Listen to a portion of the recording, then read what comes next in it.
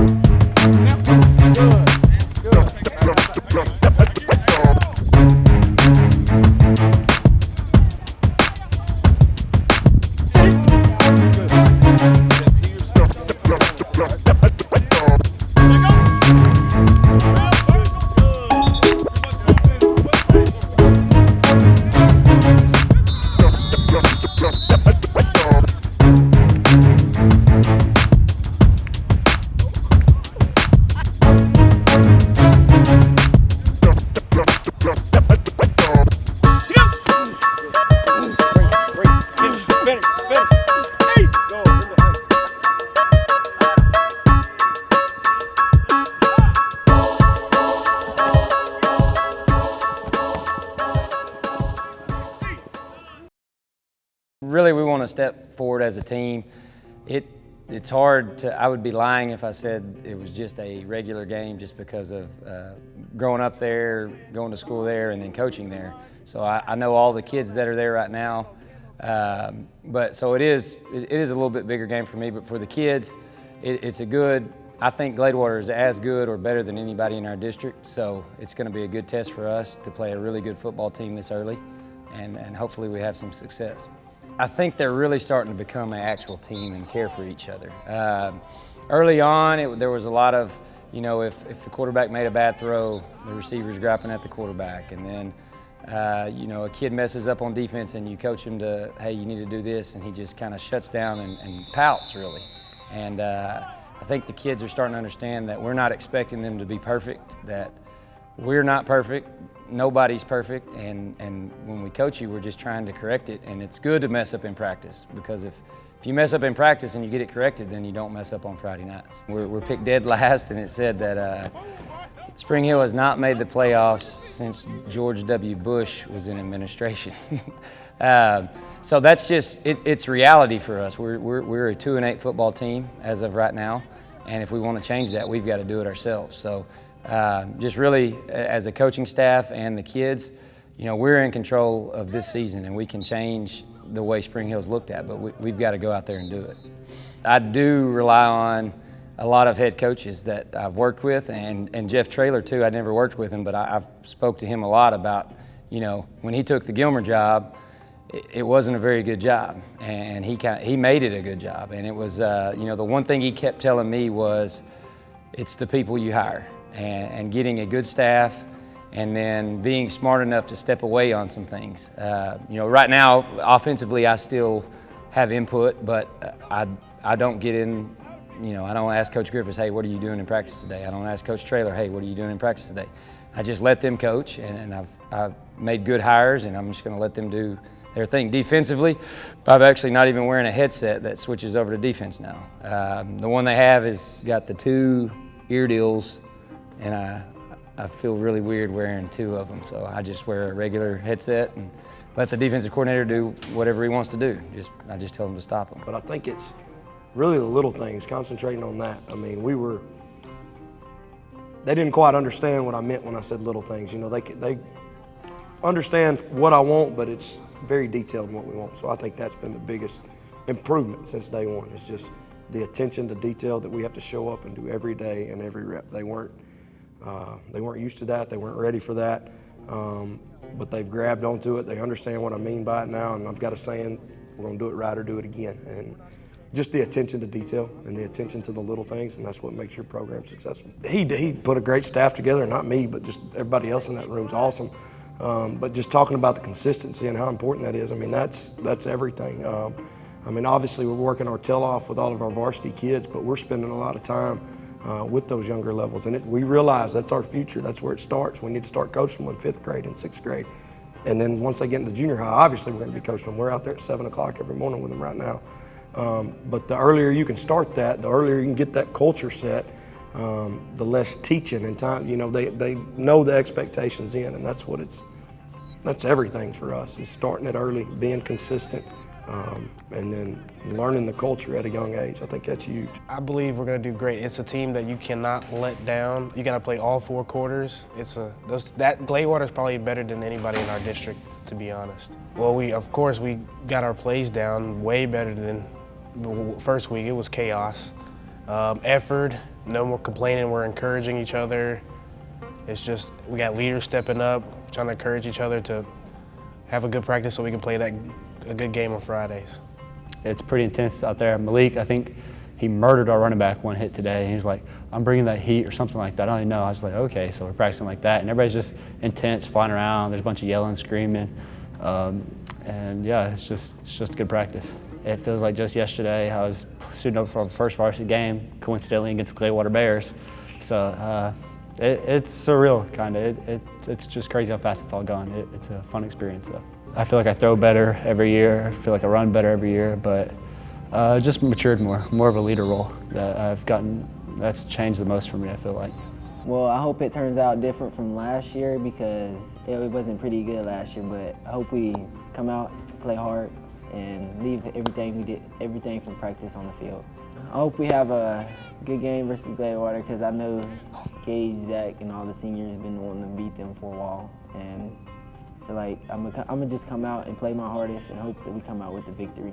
I feel like that I have got a lot better in running my routes and being a leader, stepping up and helping the other players out when they're down. This will be the 31st meeting. Gladewater's kind of owned the series, 21-9. They've won most of them, but there have been some close games. And when you get two schools playing, they're this close together, playing each other, it's a natural rivalry. I think Spring Hill White Oak might be the rivalry that everybody looks to. But it's been a great rivalry with Gladewater.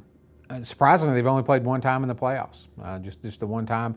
Gladewater won that one, and you know, they happen to have a coach there that now that had a little bit to do with that. So should be a lot of fun.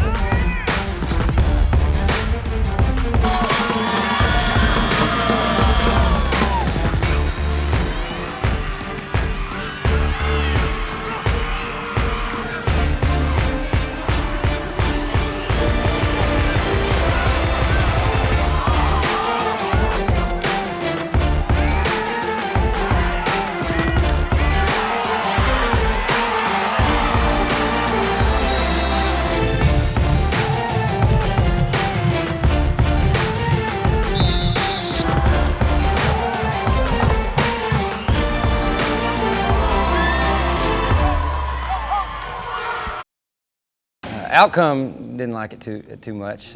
We definitely wanted to win that, but we did do a lot of good things, and we actually at times played good enough to win. We just at times played bad enough to lose. So that ended up what ended up being the final outcome of the game. They scored more than we did, so that wasn't the plan going into it. But we did have a lot to learn from, and hopefully we can move from that and get rolling this week. Obviously we wanted to win, but it just came up short there at the end. I think we played a great second half of football. We just have to learn how to piece together two halves of the game.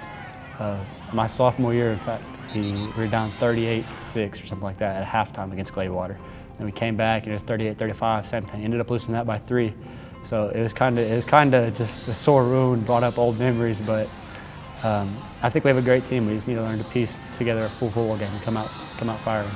So I was going to make a tackle on the sideline, and I went over the top of the guy, and I tried to catch myself, and I landed on my wrist and bent it forward and completely broke my radius. It was pretty rough. I really wanted to be out there because I knew I could help contribute to the team, knowing that, well, we're obviously pretty fragile. We have a bunch of good people out right now, and it just sucked being my first game not being able to play in it.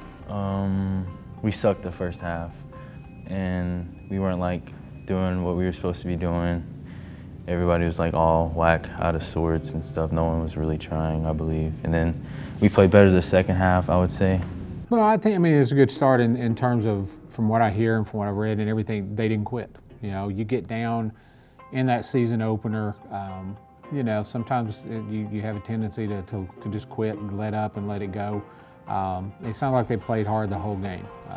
You know, they've got a chance. I think as long as you do that, you can coach that. You can coach kids who never give up. So I think he's got some of that going on already, from what I hear. Penalties. Penalties. Penalties killed us, and just stressing the importance of not turning the ball over.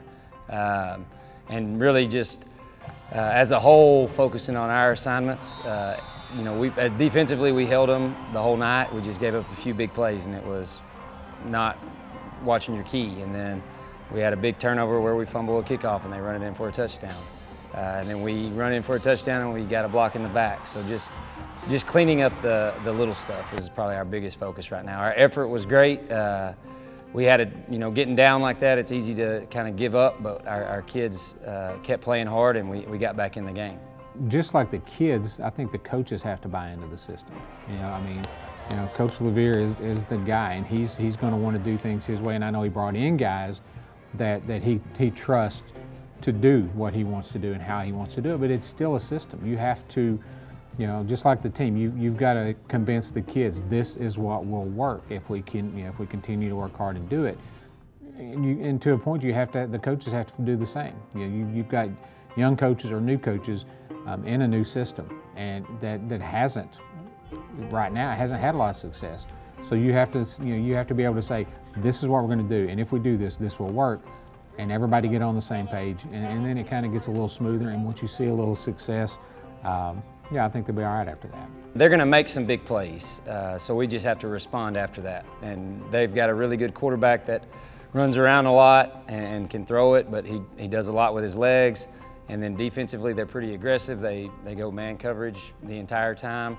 So they're going to make some big plays, but we've got to, when they make the big plays, we've just got to respond and make big plays ourselves. Well, they're in kind of the same situation as Spring Hill. They have a veteran quarterback back, and they can score a lot of points. They scored 30 points against Pine Tree. They have a kid named Tristan Shoemake. He played at Bullard. Last year he was at Jacksonville, did well, came back to Bullard this year. He threw for a little over 100 yards last week, but he rushed for over 100 yards. So he's a true dual threat, kind of like Gage White for Spring Hill. He's a very good athlete. They can put some points on the board. Obviously, Spring Hill can too. They did okay last week too. I expect a high-scoring game in this one. I think this will be a lot of fun because both defenses. I don't think either defense is playing exactly how they want to right now. And when you have a quarterback back on both sides of the ball that's a veteran, a leader, an athlete that can run or throw, it makes you very dangerous. So I expect a lot of points this week from both teams.